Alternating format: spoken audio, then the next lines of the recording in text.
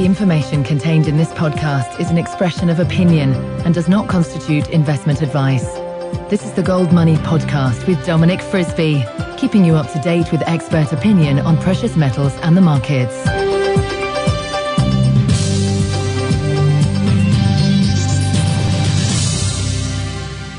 Hello and welcome to the Gold Money Podcast, hosted in association with Frisby's Bulls and Bears with me, Dominic Frisby.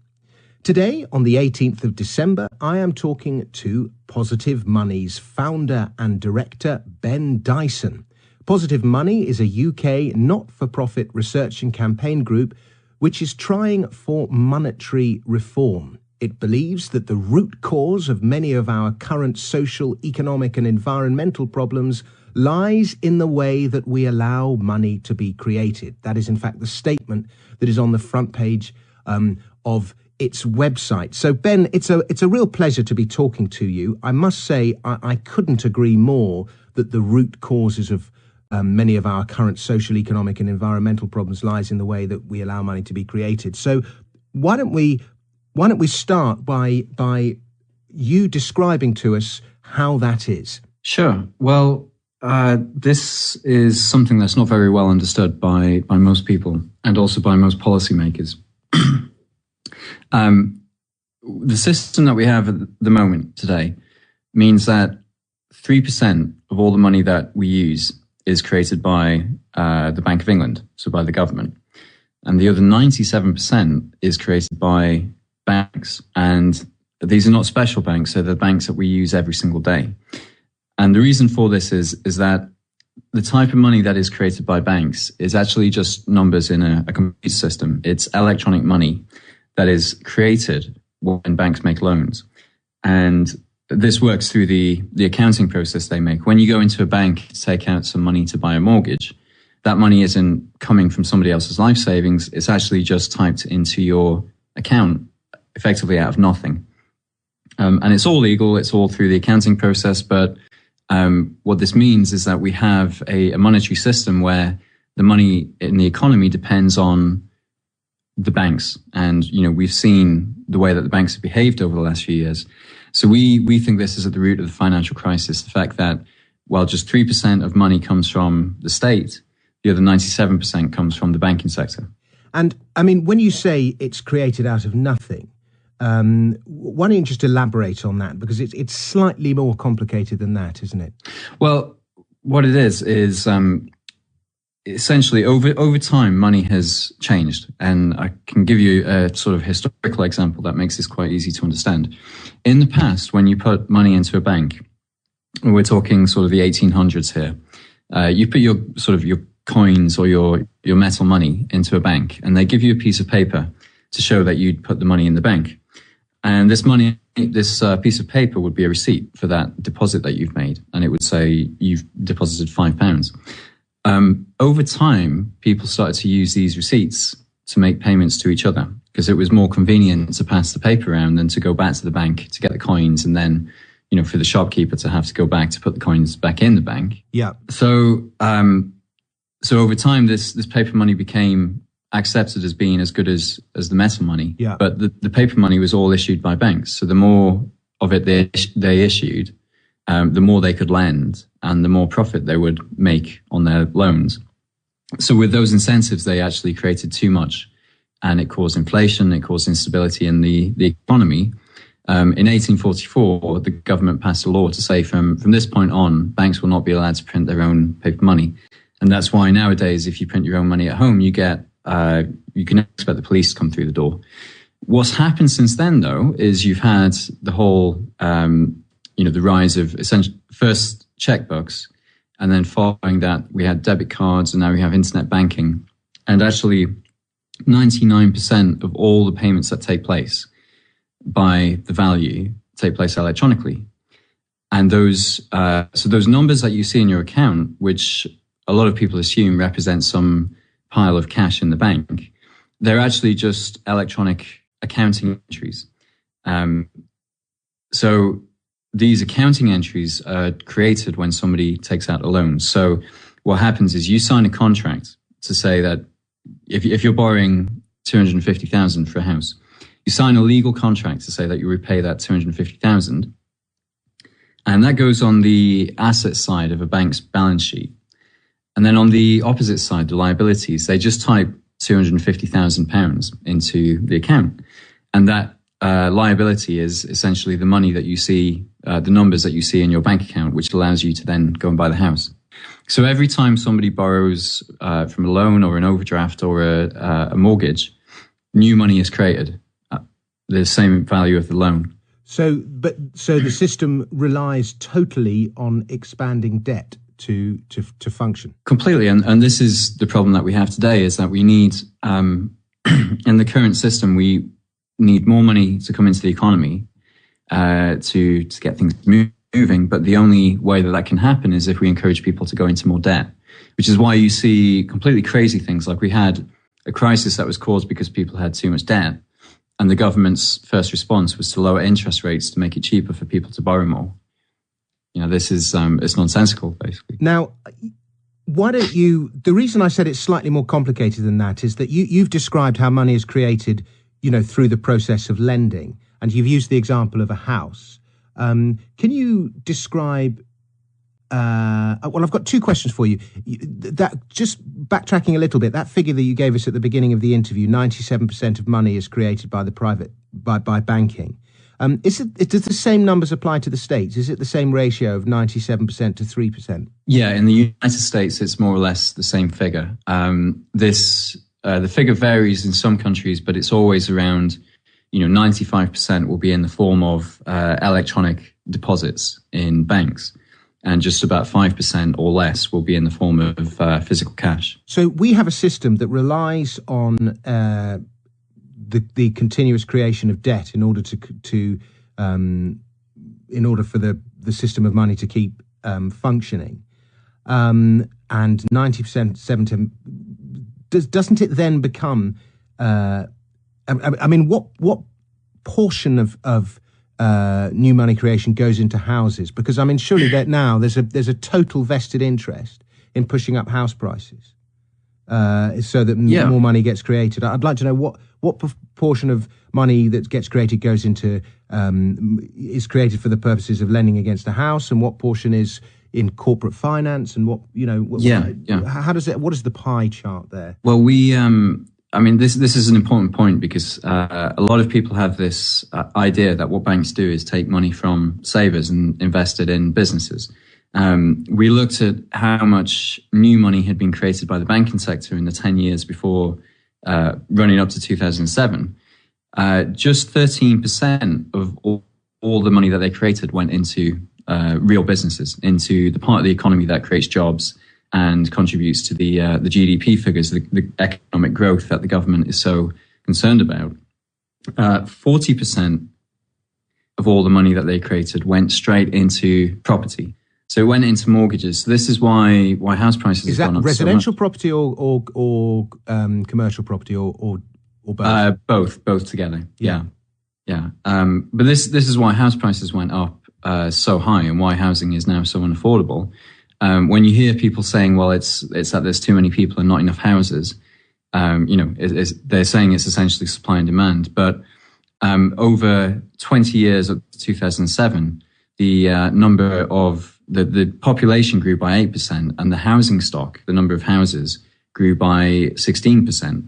So actually, the number of houses in the UK was growing faster than the population. The only thing that really explains why house prices went up so quickly is the fact that house mortgage lending in that same period of time went up about fivefold. So expensive houses are entirely due to money creation by the banking sector. 40% of new money creation goes into the property market.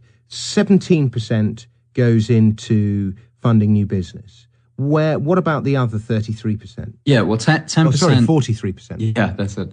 10% is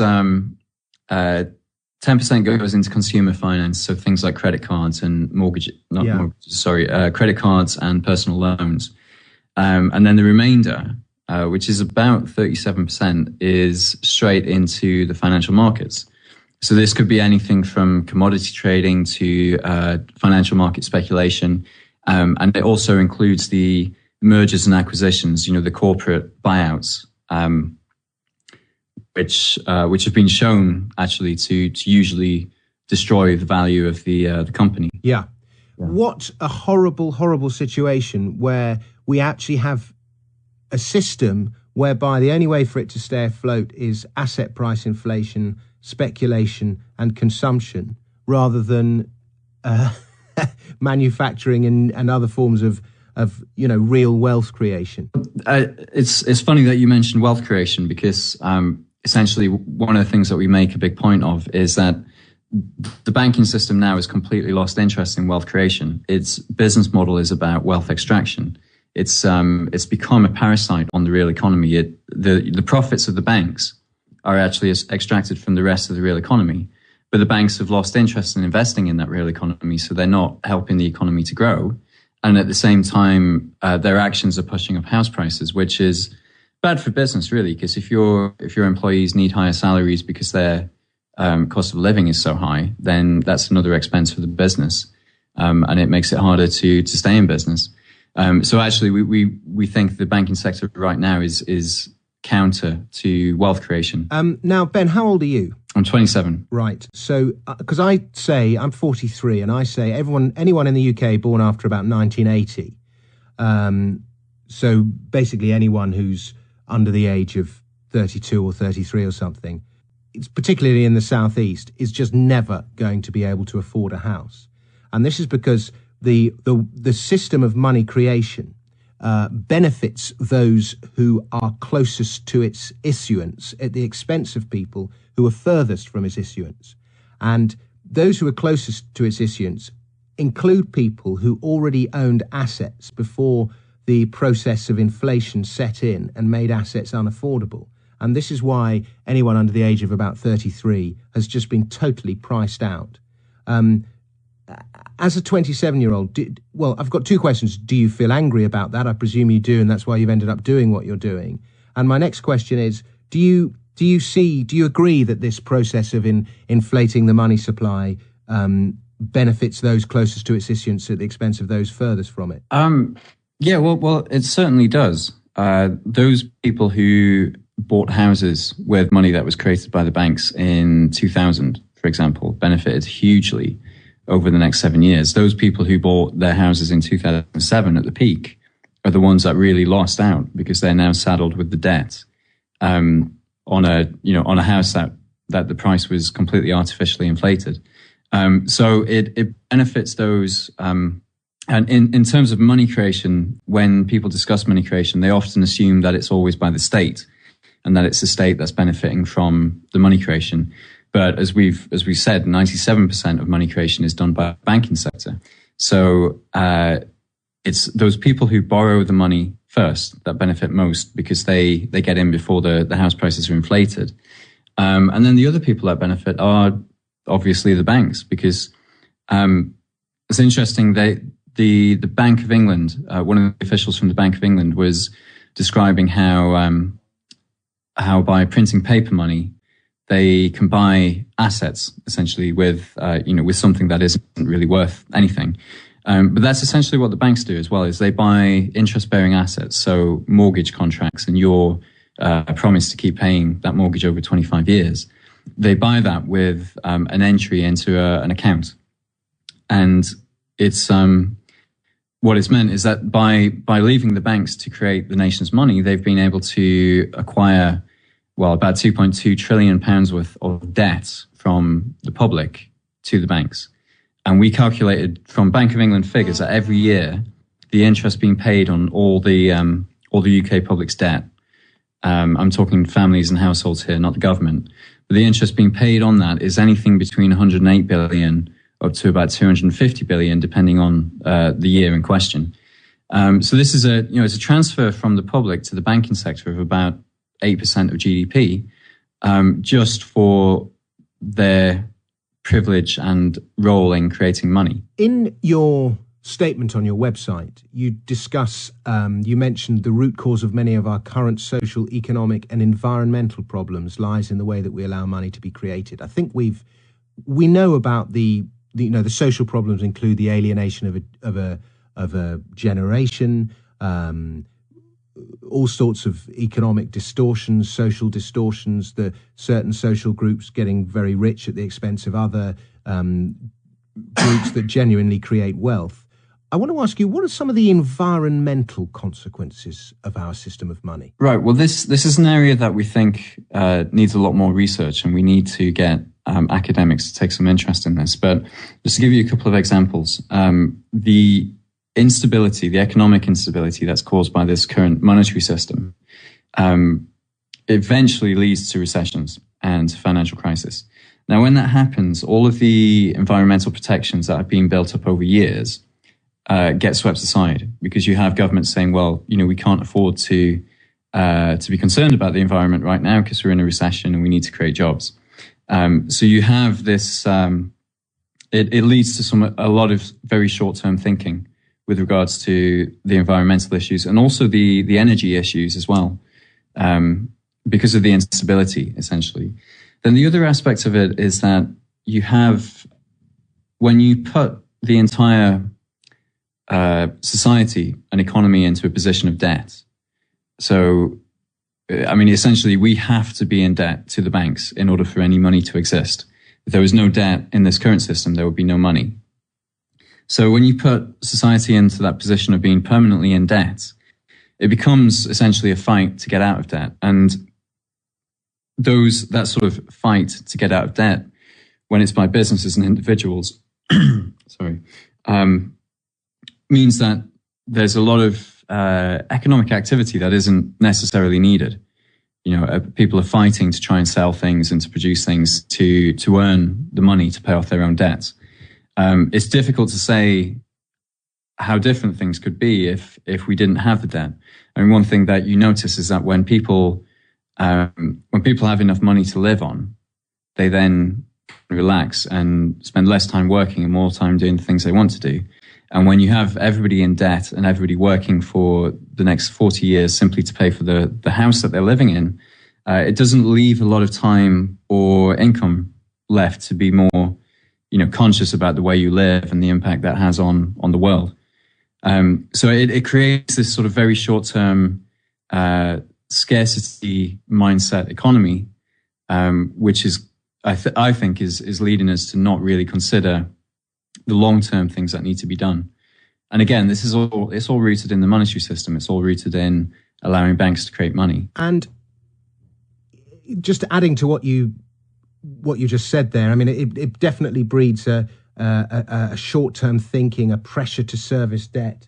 I can sum it up by perhaps saying our monetary system leads to malinvestment and waste.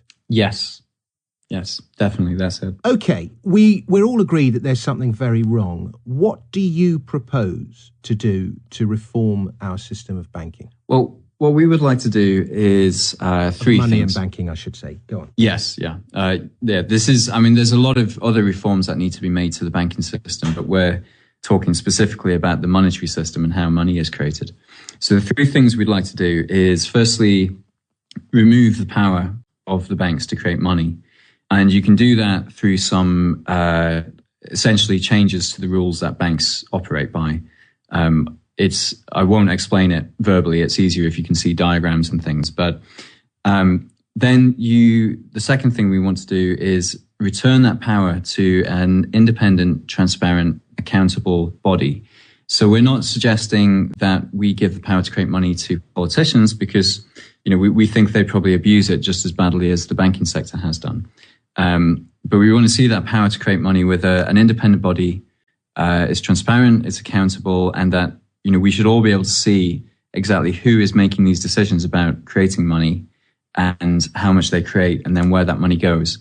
Then the third thing is that once the committee or this public body has decided how much money needs to be added to the economy, then that money will be transferred over to the government, and then it's for the government to decide, as with all tax revenue, how that money is spent into the economy.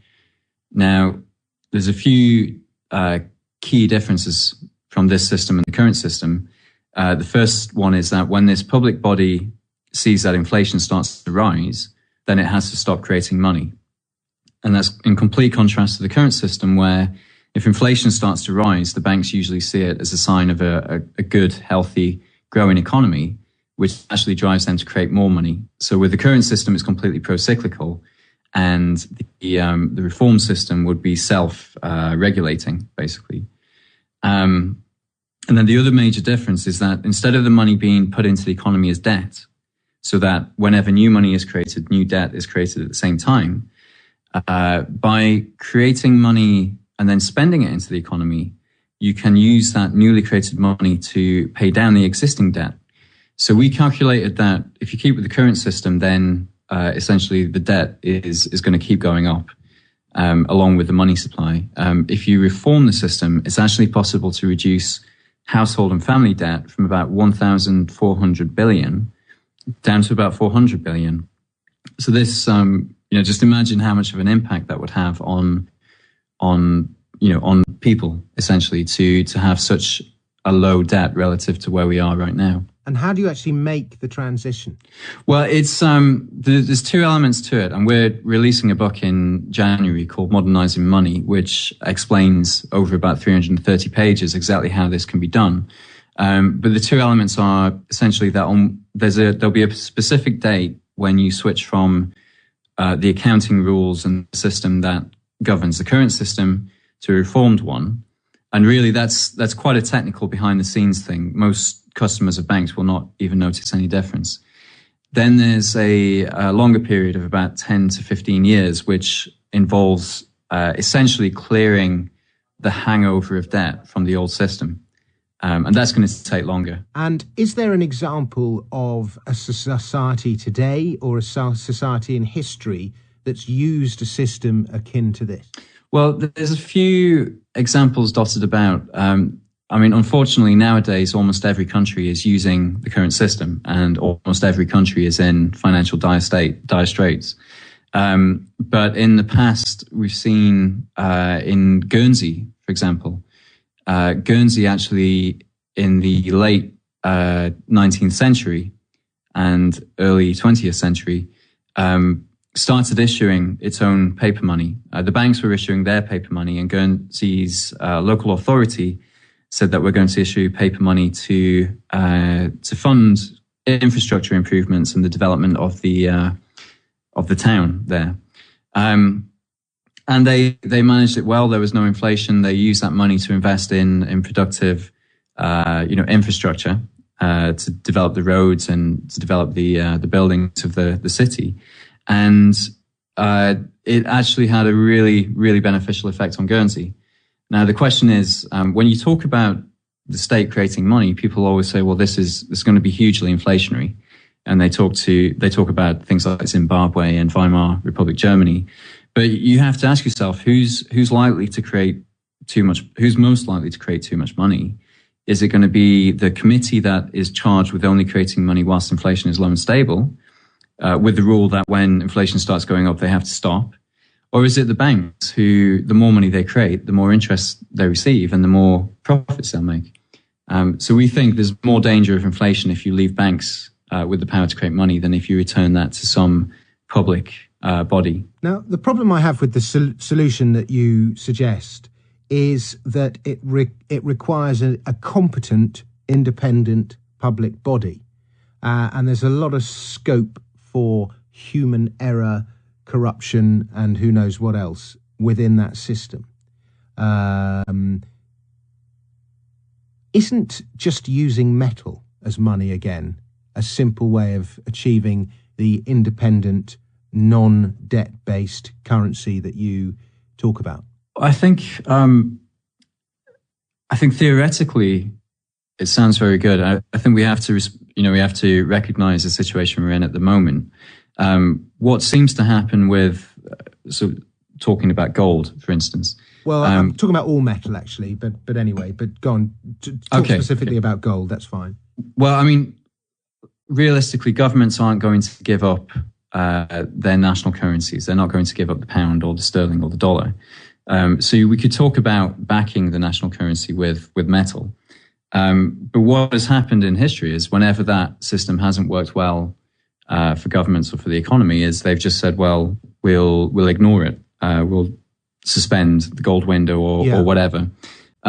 So I don't think that saying let's go back to gold is really going to change anything, because you still, especially if you keep the current banking system where banks can create money. But that's not the failing of the metal. That's a failing of the administrators not sticking to the discipline of the metal. Yes, yeah. But my view on it is that rather than trying to peg the currency to some arbitrary commodity, we should have money only created in line with the growth of the economy. And probably the simplest way of seeing whether the money creation is in line with the economy is through the inflation figures. So if you're creating money faster than the economy is growing, you can expect to see inflation going up. But then that requires, sorry to keep talking over you, but then that requires accurate measures of inflation. And I mean, you and I both know how those numbers are fudged to suit whatever the agenda is of the day. Yeah. I mean, there's so many different, I mean, even the word inflation no longer means what it originally meant, such as the distortion that's taken place. Yeah, we obviously have to work on that and find a better measure of inflation, because it's disingenuous for the Bank of England to say they've managed inflation whilst house prices have been rising at 10 or 15% a year. Yeah. It's just completely short-sighted. But you still, yes, you have this issue of, if there is a committee that's responsible for creating money, then they can make mistakes. The question is, comparing it to the current system, can it possibly be worse? And if there is no feedback mechanism for the banks. They will create as much money as they possibly can for as long as they can until the system collapses. What we're putting in place with this proposal is actually a feedback mechanism where if the money creation is excessive, then it will feed through into inflation. Obviously, you have to measure that well.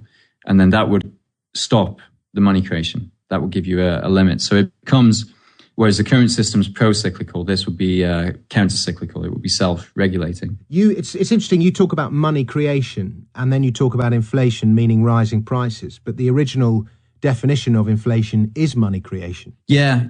But I think we, you have to use the terminology that's in use today. Absolutely. Yeah. I wasn't, there was no criticism there. It was just, merely just enlightening the distortion that's gone on. Now, yes. You rightly mentioned that governments aren't going to aren't going to relinquish their power over money, and I agree. I think that's extremely unlikely. But one thing we're seeing emerging on the internet is the rise of alternate currencies. We've got gold and silver being used in some cases to make and receive payments. Gold certainly being used as a means to store wealth. We have Bitcoin, we have all sorts of barter websites and other systems of making and receiving payments that are emerging, and it's inevitable that more are going to rise. There's all these systems that are being used on mobile phones to make and receive payments. What do you think about competing currencies and the kind of inexorable rise of competing currencies? What chance is there that they're just going to replace government money? Yeah, well, I think this is quite exciting, all the innovation and developments that are going on, and I think that should really be encouraged. I think these competing currencies and alternative payment systems are going to become more and more important over the future, but I don't think that it would be possible for them to completely replace national currencies. I mean, the biggest thing is simply that people use the national currency from when they're children, essentially.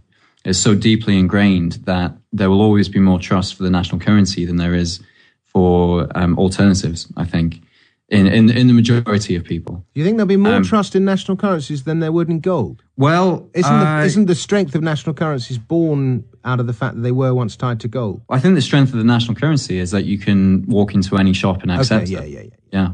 And I think that's why you can't walk into a lot of shops and buy something with gold. I think also some people will have concerns about whether the rising gold prices actually represent a bubble. So just to back you up on one thing, people still flood to government bonds in times of panic. They're not yet flooding to gold. So I kind of agree with you, even though I'm contradicting myself. Go on, carry on. Yeah, so I think there's just that thing.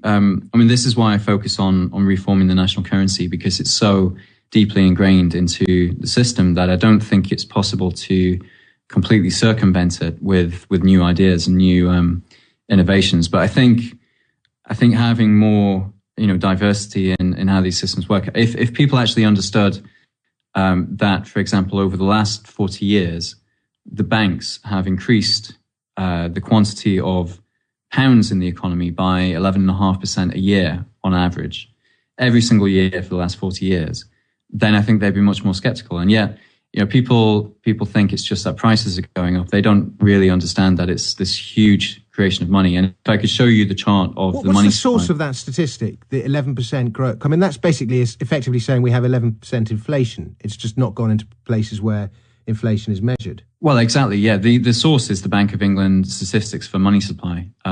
It's a data series called M4. And the inflation, even Mervyn King has been guilty of this. He gave a speech recently where he was saying inflation over the last 20 years has been 2.1% and our target has been 2%. And therefore we've managed the economy and inflation quite well. What he didn't mention was that, as I said before, 40% of all the money that the banks create goes straight into property. Only 10% of it goes into consumer spending.